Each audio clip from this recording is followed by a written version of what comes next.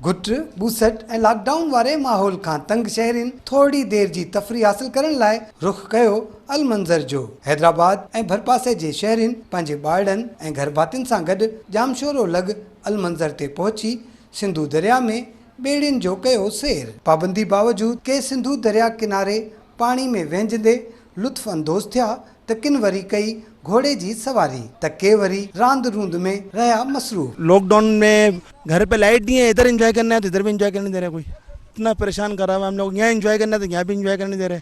बहुत मज़ा आ रहा है, बहुत ज़्यादा। बरसाती मौसम में बहुत मज़ा आ रहा है और एंजॉय करना है। बहुत घूमा, घोड़ों पे घूमे, कश्तियों में झूले।